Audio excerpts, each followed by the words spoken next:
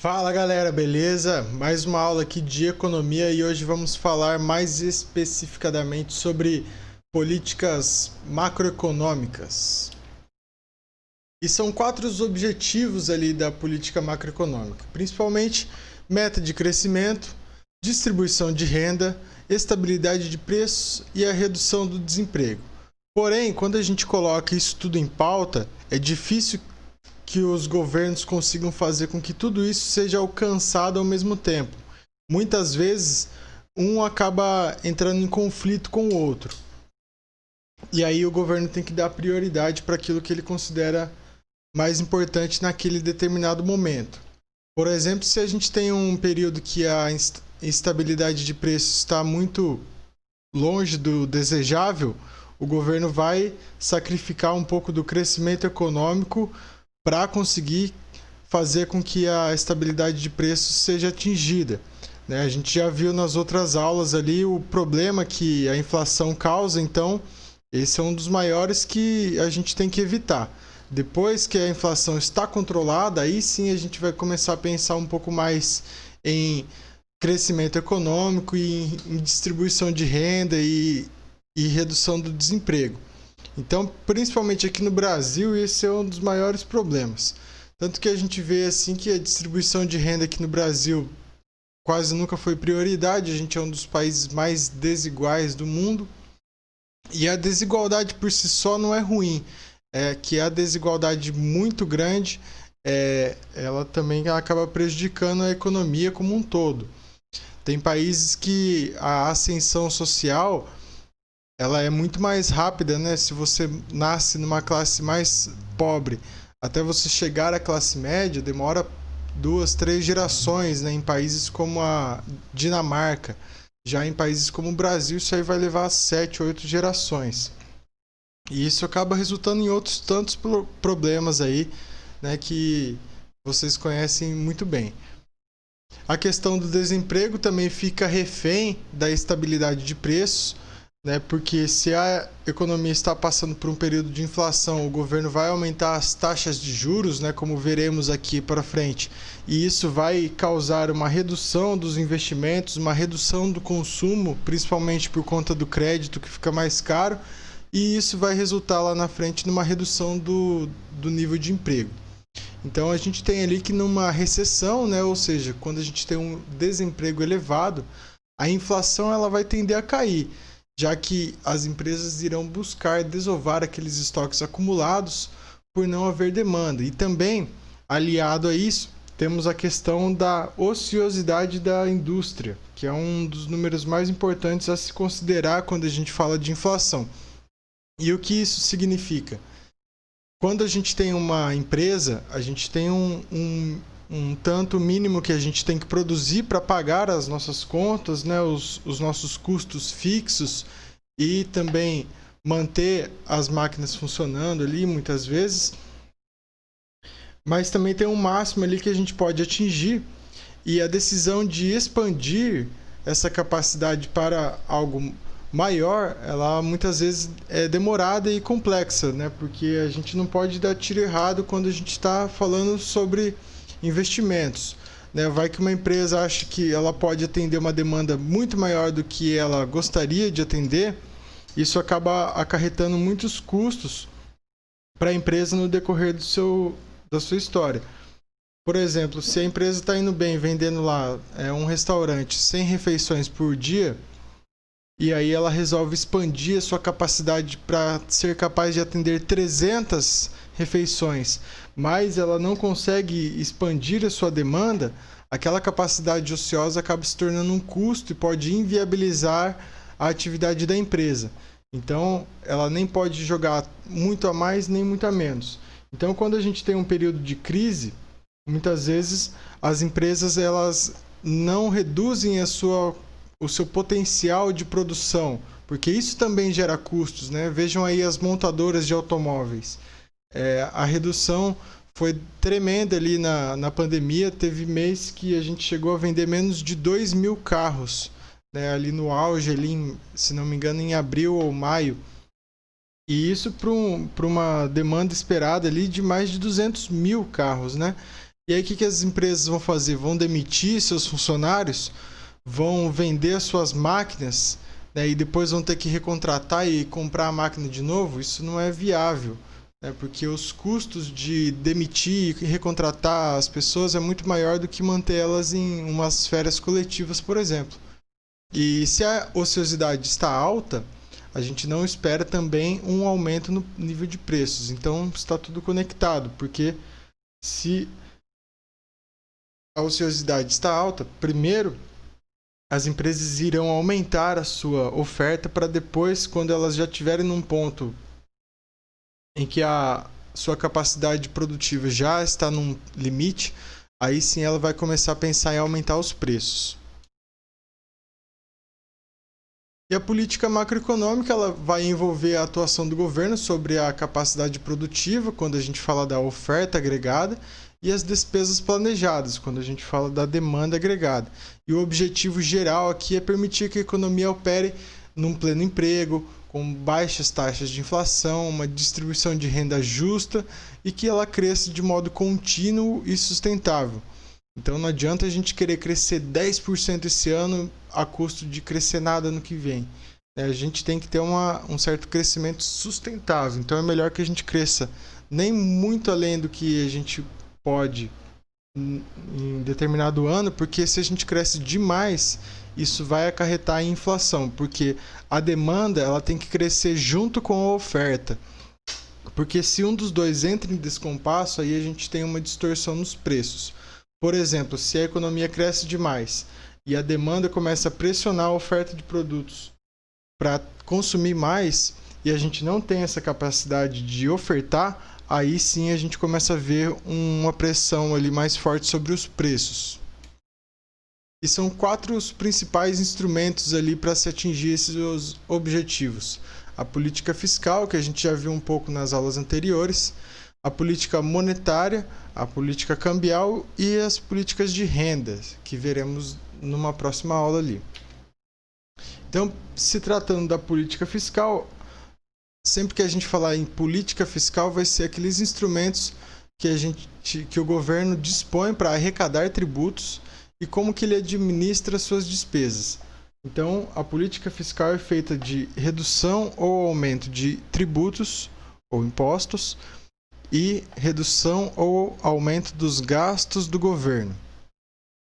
E aí vamos aqui para alguns exemplos, e esse slide está até em amarelo, porque essa é a parte mais importante aqui dessa apresentação. Então, se o governo quer gerar mais empregos, ele vai elevar os gastos públicos e vai reduzir a carga tributária.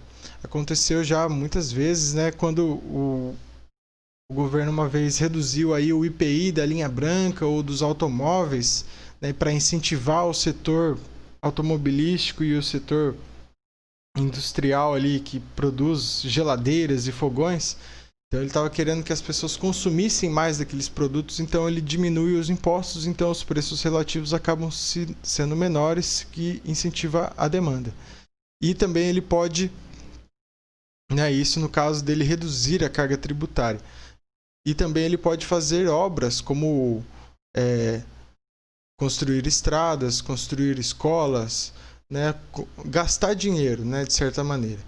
Né, igual o Keynes, quando ele fala lá, né, num exemplo, frisando bem, um exemplo mais esdrúxulo, a título de ilustração, quando o governo estivesse passando por uma crise econômica, e somente na crise econômica ele deveria aumentar os gastos e contratar uma pessoa para cavar um buraco e outro para tampar o buraco, na intenção de que, quando a gente coloca dinheiro para circular na economia, principalmente nas classes trabalhadoras de mais baixa renda, esse dinheiro circula na economia, ele volta à economia, a confiança na economia acaba se recuperando e assim a gente sai da crise de uma maneira mais rápida. Não que a gente não sairia de uma crise se o governo não fizesse nada. A questão é que os custos de não fazer nada são maiores do que o custo de fazer, porque aquelas empresas que vão quebrar, elas acabam gerando efeitos dominó na economia e acabam prejudicando muito. Isso vocês podem ver inclusive num documentário muito interessante chamado Inside Job. Eu até coloquei ele como uma das referências na primeira aula, e mostra como que o governo americano, na crise de 2008, ele relutou um pouco em salvar alguns dos bancos que estavam quebrando. E aí, quando quebrou o primeiro banco, que foi o do Lehman Brothers, já virou um caos na economia, e aí o governo americano teve que gastar quase $1 trilhão para salvar aquele e mais outros bancos, a fim de segurar ali, porque os bancos, eles são todos interligados, né? Um compra títulos do outro, um vende papéis do outro. Então, se um banco quebra, acaba gerando um efeito dominó que acaba quebrando a economia como um todo. Agora, vamos supor que ele quer controlar a inflação. Então, ele faz o contrário ali. Ele reduz os gastos públicos, corta investimentos, corta salários, corta o que der para cortar e aumenta tributos, né? Faz aí uma nova CPMF, como o Paulo Guedes quer fazer, né? Ele aumenta tributos. Se ele quer fazer mais crescimento econômico, é igual a geração de emprego. Ele vai elevar ali os gastos públicos e reduzir a carga tributária. E a gente sempre, quando a gente fala que a gente está levando a economia mais para frente, a gente fala que são políticas expansionistas. Em outro lado, a gente, quando está controlando a inflação, a gente fala que são políticas contracionistas. E por fim, se ele quiser melhorar a distribuição de renda, ele pode fazer uma política focada a alguns grupos menos favorecidos, como é o caso do Bolsa Família, como é o caso do auxílio emergencial aqui para a pandemia, onde o governo realmente fala, ó, quais são as pessoas que estão em situações mais fragilizadas, e ele vai lá e dá algum desconto em tributos, ou mesmo ele pode dar dinheiro para essas pessoas diretamente. E a questão da política monetária se refere ali à quantidade de moedas e títulos existentes na economia e como que o governo vai agir ali. Então, a política fiscal, ela está tratando ali do mercado de bens e serviços. Já a política monetária, estamos tratando aqui de títulos e dinheiro. E os instrumentos da política monetária são a emissão de moeda, ou seja, o quanto que de dinheiro está circulando no país, que isso, né, muita gente ainda acha que para imprimir R$1 tem que ter algum lastro em ouro, e isso aí acabou já faz muito tempo, tá, galera? Acredito que vocês viram ali aquele documentário sobre de onde vem o dinheiro, né, lá nas primeiras aulas, então vocês estão afiados nisso aí. Mas só para salientar, a gente não tem essa questão aí de lastro em ouro, né? O que a gente tem são outras coisas ali, e a gente tem que manter uma quantidade de moeda suficiente para atender a demanda por moeda e mesmo assim não causar inflação. Reservas compulsórias. Vamos supor que você coloca R$100 na sua poupancinha lá no seu banco. Quando o banco pega esse dinheiro da sua poupança, ele não pode emprestar 100% desse dinheiro. Porque se ele empresta 100% desse dinheiro, ele acaba criando mais moeda, ele acaba multiplicando a moeda, porque você deposita 100, aí o banco pega esse 100 e empresta para outra pessoa. Essa pessoa gasta no comércio e outra pessoa deposita mais 100 no banco. Então já tem R$200 no banco, sendo que só 100 de verdade, porque o dinheiro acabou circulando. E aí vira uma bola de neve e aí o Banco Central perderia o controle de quanto que ele emitiu de moeda. Então a reserva compulsória é o seguinte: a cada R$100 que entra no banco, um X% ele é separado para ficar parado ali no Banco Central no caso. Então se entra ali R$100 da poupança, ele vai ter que deixar ali uns 40%, 50% parado. Desses restantes, ele vai ter que destinar uma parte para financiamento agrícola, outra parte para financiamento imobiliário, outra parte para operações e assim por diante, né? Até que ele vai dividindo ali os grupos de interesse de cada parte daquele dinheiro que é depositado. Então, quando o governo ele reduz as reservas compulsórias, como aconteceu agora no caso da pandemia, ele está disponibilizando mais dinheiro para que os bancos possam emprestar no mercado, e ele quer com isso fazer com que a taxa de juros acabe diminuindo, né, ou facilitar o crédito para as pessoas a fim de complementar a renda num período de crise e acabar fomentando a economia. Operações de títulos, né, o chamado open market, operações de mercado aberto, é o que acontece todo dia. quando o governo entra lá comprando e vendendo títulos no mercado financeiro, né, também fazendo aquelas operações de DI. O redesconto, que é o valor que ele cobra para emprestar dinheiro para os bancos. Então, quando ele fala assim, ó, vou aumentar o redesconto aqui, ele quer botar um pouco mais de medo nos bancos e falar assim, ó, não faça investimentos muito alavancados, porque se você quebrar, o redesconto está mais caro. Porque quando um banco quebra, ele acaba pedindo dinheiro pro Banco Central, e daí que vem o redesconto, né? Esse é o nome da taxa onde os bancos pegam empréstimo com o Banco Central. E por fim ali a regulamentação sobre o crédito e as taxas de juros, né? Que a gente vai acabar vendo um pouco mais específico ali em relação à taxa de juros. Lembrando que os exemplos que daremos aqui sobre política monetária vão focar ali na taxa de juros, mas qualquer uma desses instrumentos eles podem ser utilizados com o mesmo objetivo e muitas vezes eles são utilizados ao mesmo tempo para atingir o objetivo da política monetária. E aqui, se o governo quer gerar mais empregos, ele vai aumentar o seu estoque de moeda. Então ele vai colocar mais dinheiro, ele vai imprimir mais dinheiro, né? E não quer dizer que ele esteja realmente pagando contas, literalmente, só com a emissão de dinheiro. Pode ser que ele está liquidando contratos de empréstimo que ele já tinha. Em vez de esperar o contrato vencer, ele recompra o valor da sua dívida e assim ele coloca mais moeda em circulação. Mas o efeito de aumentar o estoque de moeda seria o mesmo que ele imprimisse dinheiro também, né? Claro que tem suas peculiaridades, mas a fins didáticos aqui isso também funcionaria. Então ele pode aumentar o estoque de moeda, diminuindo a taxa de juros, como aconteceu agora com a Selic, aumentando o crédito através, às vezes, de bancos públicos ou mesmo bancos de desenvolvimento. Ele pode reduzir as reservas compulsórias, deixar mais parte do dinheiro para o banco realmente trabalhar, e ele pode recomprar títulos. Então ele vai lá, recompra títulos que são da dívida pública, e quando ele recompra esses títulos, ele coloca mais dinheiro em circulação. Se ele quer controlar a inflação, ele vai ter que diminuir o estoque de moeda. Então ele faz tudo o que foi dito anteriormente, só que ao contrário. E quando ele quer aumentar ali o crescimento econômico, ele tende a fazer aquilo que está relacionado ali à geração de emprego também, e a distribuição ali de renda também é igual à política fiscal, vai focar ali em grupos específicos, né? Como por exemplo, vamos dar crédito aqui para as famílias que produzem alimentos, como por exemplo o Pronaf ou outros programas aí de subsídio de crédito, por exemplo.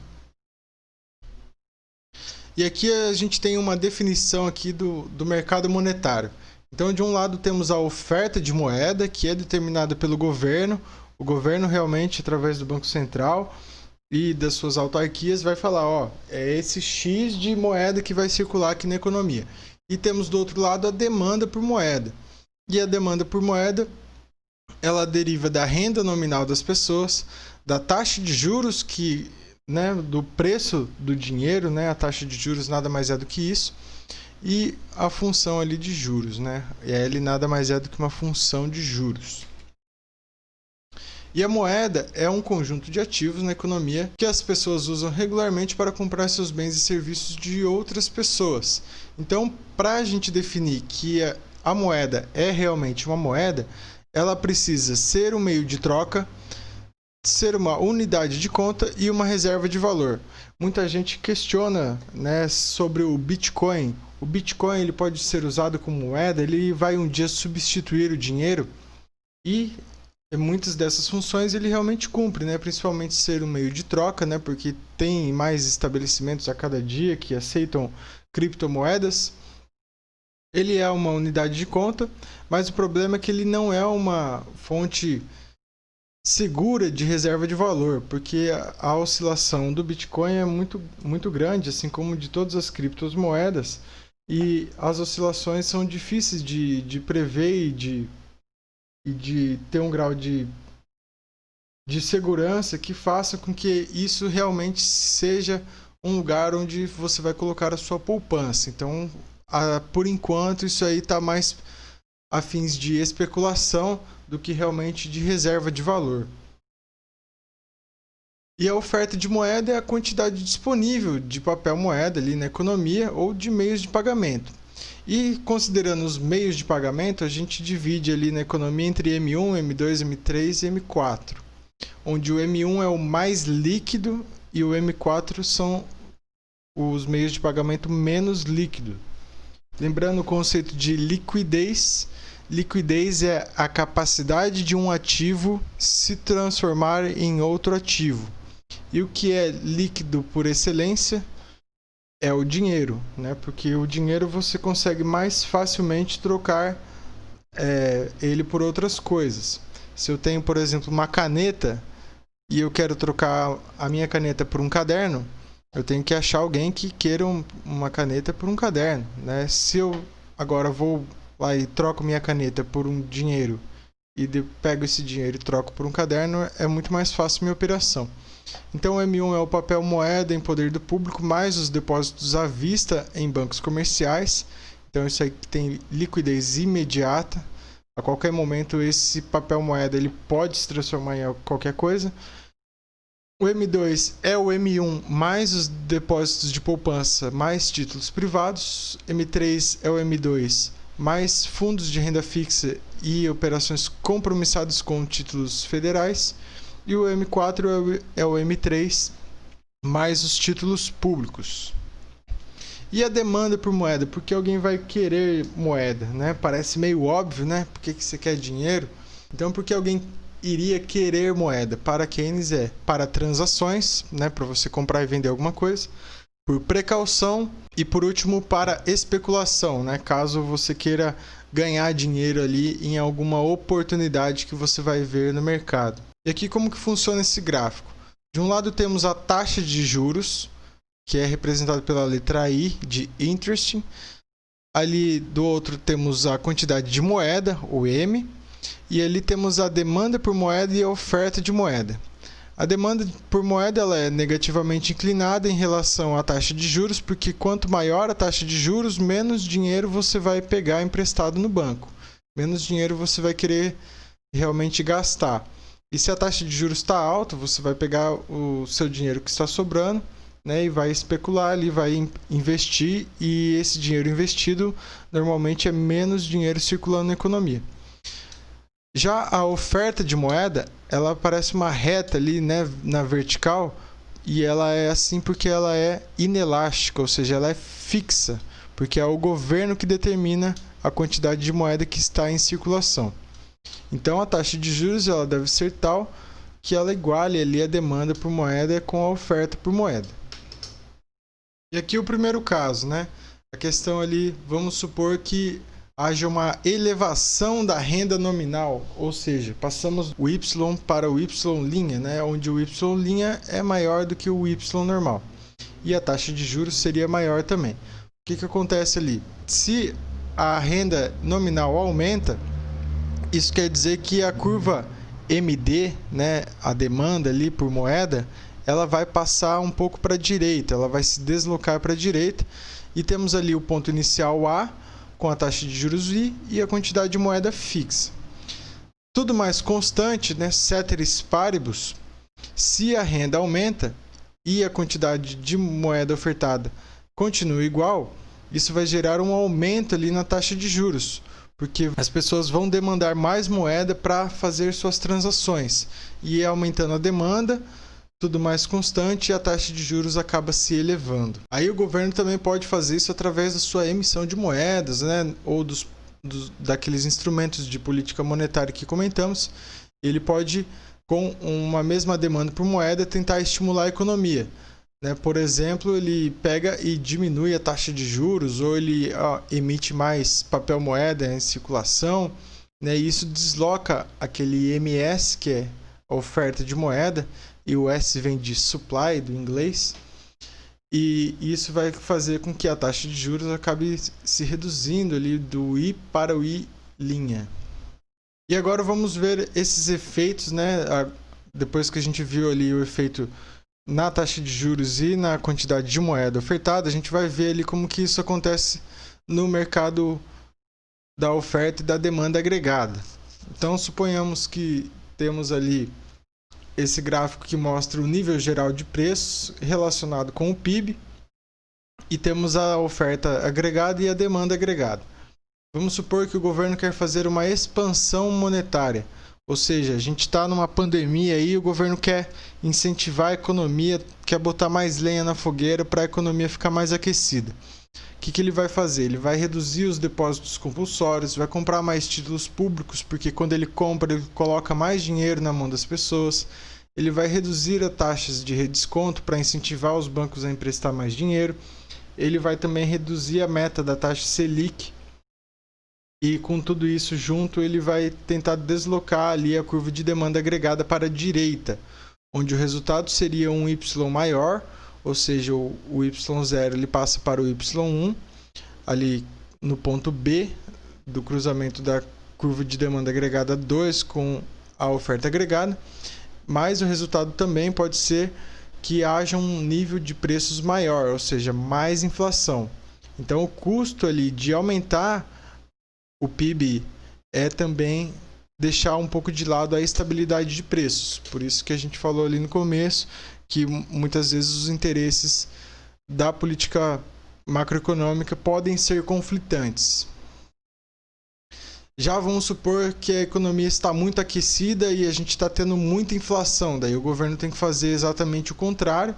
E isso vai deslocar a curva de demanda agregada para a esquerda, ou seja, negativamente inclinada, vai fazer com que a oferta de moeda diminua e vai aumentar os juros. Isso, aumentando os juros, a gente vai controlar ali o nível de preços. Porque mais dinheiro vai para o mercado financeiro, em aplicações financeiras, tem menos pessoas que vão pegar crédito emprestado para comprar carros, apartamentos e consumo em geral. E isso vai fazer com que a pressão sobre a oferta de bens e serviços diminua e assim diminua o nível de preços da economia, ou seja, uma inflação mais baixa. E aqui para finalizar temos um exemplo aqui da nossa meta taxa Selic, que não é a taxa efetiva, mas dado que a gente está sobre o regime de metas de inflação, esse é um dos tripés macroeconômicos onde o Comitê de Política Monetária se reúne para definir a taxa Selic e definir ali os caminhos da política monetária.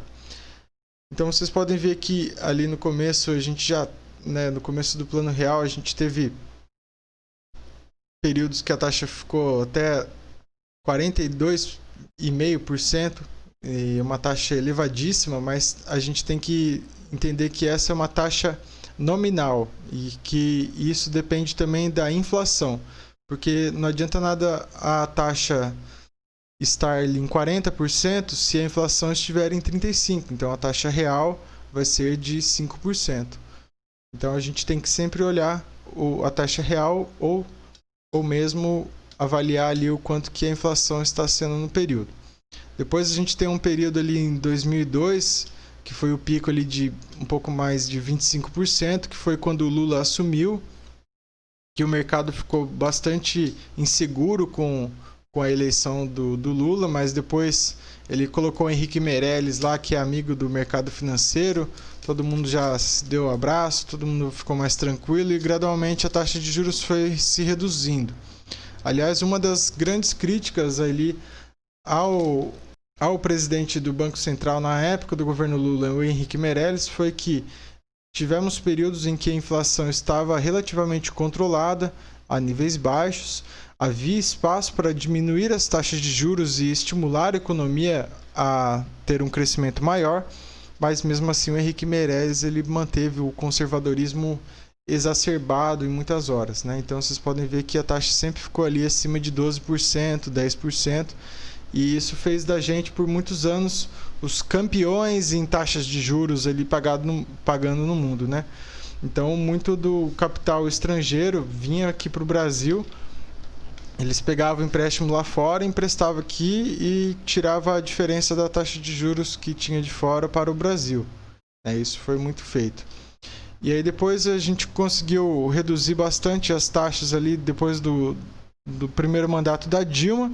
Só que aí quando entrou no segundo mandato, em 2015, já começou um monte de crise, né, muitos problemas, e alguns deles a gente já mencionou aqui nas outras aulas. E aí a taxa teve que subir de novo ali para próximo de 14% no começo do segundo mandato da Dilma.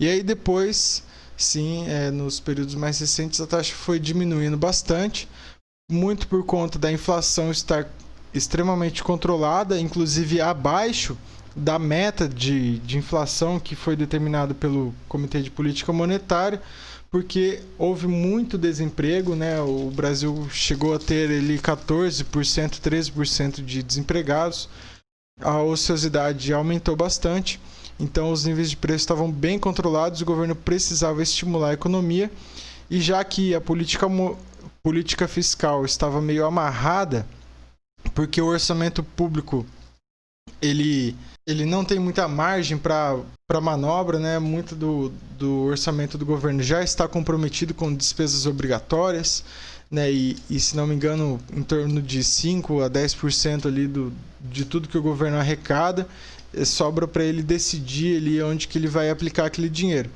Então aquilo já estava muito comprometido. Tivemos ali também a lei de teto dos gastos, né? Que congelou os gastos do governo por 20 anos, né? Corrigindo apenas somente pela inflação. E essa ideia é uma ideia, a minha opinião, meio furada, porque ela surge para passar uma ideia de credibilidade, que a gente vai ter contas saudáveis para atrair investidores, mas também ela põe um limite muito cruel ali para os gastos do governo. Tanto é que a gente já estourou agora aí na pandemia, mas de longe, né, esse teto dos gastos, né? A promessa é que ano que vem todos os planos ali econômicos eles entrem de volta ali entre o orçamento do teto dos gastos, mas com certeza isso aí ainda vai gerar muitos problemas, ou pelo menos muitas controvérsias ali no entendimento da política monetária brasileira. E agora estamos na taxa de 2% ao ano, que é uma das menores taxas que já foram arbitradas ali pelo Comitê de Política Monetária. E lembrando que essa é uma taxa meta, né? Onde o governo, depois de estabelecer essa meta, ele vai nas operações de open market fazer compras e vendas de títulos até chegar ali na taxa que ele quer. O trade-off entre inflação e desemprego. Trade-off é um termo muito utilizado na economia, que nada mais é do que uma escolha num dilema, né? Se você vai escolher fazer alguma coisa em detrimento a outra.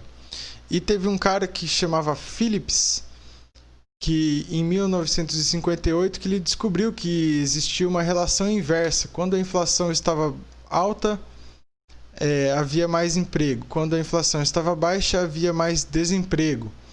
E aí eu trouxe mais a títulos de curiosidade. E o que vocês acham que seria melhor? Ter bastante emprego para todo mundo, mas ter uma inflação alta? Ou ter uma inflação controlada, mas ter uma taxa de desemprego alta? Para o Phillips, quando o produto real está muito próximo do seu potencial, ou seja, quando as pessoas estão muito empregadas, né, a taxa de desemprego está lá embaixo, a capacidade produtiva da economia está bem alta, isso acaba gerando inflação, porque as pessoas tendem a pedir um salário melhor, tendem a gastar mais no comércio e muitas vezes a oferta de produtos e serviços não cresce na mesma velocidade que a demanda, e a gente tem uma inflação. Por outro lado, quando a taxa de desemprego está alta, como é o período de agora, né, muita gente desempregada, demandando poucos bens e serviços do comércio, então o comércio que já não está vendendo muita coisa, ele não vai aumentar o preço, porque muita gente está desempregada, né? Então a média, a maioria dos setores, eles acabam consumindo menos. É claro que tem setores que no meio da crise aumentaram suas vendas, né? Mas na média eles diminuem. Então, e para finalizar aqui, vamos falar sobre política cambial e comercial. Política cambial está relacionada ao governo atuar ali na taxa de câmbio. Aqui no Brasil, a nossa política cambial, ela teoricamente é de câmbio flutuante. Então o governo ele vai deixar com que a oferta e a demanda controle o quanto que o câmbio vai custar. E eu digo teoricamente porque há momentos em que o governo ele entra atuando no mercado financeiro quando ele vê que a coisa vai meio que sair do controle. Ele entra e ele faz da seguinte maneira: se ele vê que a taxa de câmbio está se elevando demais, ele entra no mercado financeiro vendendo mais dólares. Ele assim, aumentando a quantidade de dólares vendidas no mercado, tudo mais constante, o preço do dólar acaba ficando mais barato e assim ele acaba influenciando a taxa para ficar um pouco mais controlada. Mas teoricamente estamos numa taxa de um regime de câmbio flutuante. Governos como a China, por exemplo, basearam o seu desenvolvimento econômico em taxas de câmbio desvalorizadas. E eu digo desvalorizadas porque são câmbio fixo, né? Então o governo vai lá e deixa o câmbio bem caro, ou seja, para você comprar $1 fica muito caro, então isso desestimula as importações e estimula bastante as exportações. Os preços relativos da economia ficam baratos para quem está de fora, isso acaba estimulando a economia. Por outro lado, se esse país não for pelo menos autossuficiente em muitos dos produtos consumidos, isso acaba encarecendo os produtos e acaba fazendo com que a economia passe por um período de inflação também derivada ali do aumento do câmbio, né? Mas esse é o caso mais do Brasil, menos da China. E quando a gente fala sobre política comercial, a gente está falando ali sobre os instrumentos e incentivos às exportações e o incentivo ou desestimulo às importações. E por quê? Porque as exportações, quanto mais melhor. Então, quanto mais a gente exportar, mais o nosso PIB vai crescer. Já as importações, o ideal é que a gente importe menos produtos possíveis. Mas se tiver que importar algum produto, o governo pode atuar ali, às vezes, para facilitar alguma coisa que é essencial para a economia, né? Ou para fazer parcerias comerciais ali. Então, de repente, ele pode ou não incentivar as importações, mas as exportações ele sempre vai incentivar. E ações ali no âmbito fiscal, como reduções de impostos, como ICMS, IPI, e no âmbito monetário, como redução de taxa de juros, né? Isso acaba impactando também no controle ali do câmbio e também na questão comercial. Por exemplo, se o governo brasileiro ele reduz demais a nossa taxa básica de juros, né? Como fazem os países desenvolvidos, porque os Estados Unidos tem uma taxa de juros real negativa, né? Porque se a gente pega lá o quanto que os títulos públicos americanos estão pagando e desconta a inflação, a gente vê que o poder de compra da pessoa que deixou o dinheiro depositado está caindo de um ano para o outro. E isso o governo faz para incentivar a economia a gastar mais dinheiro e a fazer mais investimentos. E se o governo brasileiro falar, vamos baixar de 2% para 1% a taxa Selic, isso pode fazer com que os investimentos estrangeiros no Brasil não valham a pena para os estrangeiros. Isso pode desestimular os investimentos aqui, e o que faz com que haja uma fuga de capitais do Brasil, ou seja, o gringo pega o seu dólar e vaza fora, e quando ele faz isso, ele aumenta a demanda por dólar e acaba impactando na taxa de câmbio, né? Aumentando a taxa de câmbio. Então, o governo brasileiro, através da política monetária, ele também influencia a taxa de câmbio. Quando o Lula foi eleito, o Banco Central ele teve que aumentar ali a taxa de juros da economia para 25%. Por quê? Ele tem que pagar uma taxa de juros que seja correspondente à taxa mínima americana, mais um componente de risco. E quando o cenário de incerteza é muito grande, esse risco sai mais caro para o brasileiro. E isso é refletido na taxa de juros cobrada ali pelo Banco Central. É isso aí, galera. Muito obrigado. Até a próxima aula.